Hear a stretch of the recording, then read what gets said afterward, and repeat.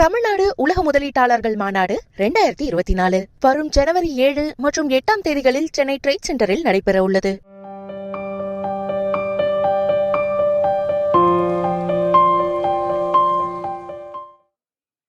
உலக முதலீட்டாளர் மாநாடு வரும் 7-8 தேதி சென்னையில் நடைபெற உள்ளது. இது தொடர்பாக பல்வேறு தொகுப்புகளை பார்க்க உள்ளோம். இதில் தமிழகத்தின் பொருளாதார வலிமை என்ன, இந்தியாவின் ஏற்றுமதியில் தமிழகத்தின் பங்கு என்ன என்பது உள்ளிட்ட விரிவான விவரங்களை இப்போது காணலாம்.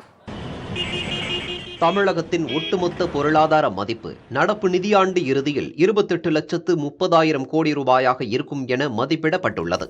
நாட்டின் ஒட்டுமொத்த பொருளாதார வலிமையில் தமிழகத்தின் பங்களிப்பு மட்டும் 9% உள்ளது. ஏற்றுமதியிலும் தமிழகம் 9% பங்குடன் 3வது பெரிய மாநிலமாக திகழ்கிறது.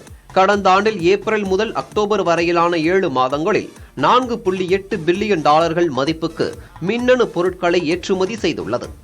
நாட்டின் ஒட்டுமொத்த மின்னணு பொருட்கள் ஏற்றுமதியில் 31% பங்குடன் தமிழகம் முதலிடத்தில் உள்ளது. ரெடிமேட் ஆடைகள் பிரிவில் $2.6 பில்லியன் அளவுக்கு ஏற்றுமதி செய்து 34% பங்குடன் தமிழகம் முதலிடத்தில் உள்ளது.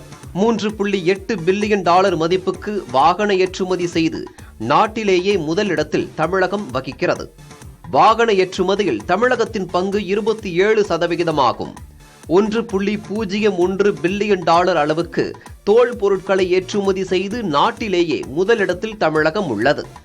$9.8 பில்லியன் அளவுக்கு பொறியியல் பொருட்களை ஏற்றுமதி செய்து 16% பங்குடன் தமிழகம் 2வது இடத்தில் உள்ளது.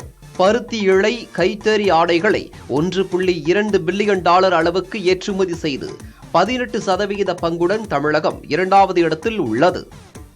தமிழ்நாடு உலக முதலீட்டாளர்கள் மாநாடு 2024 வரும் ஜனவரி 7 மற்றும் 8 தேதிகளில் சென்னை ட்ரேட் சென்டரில் நடைபெற உள்ளது.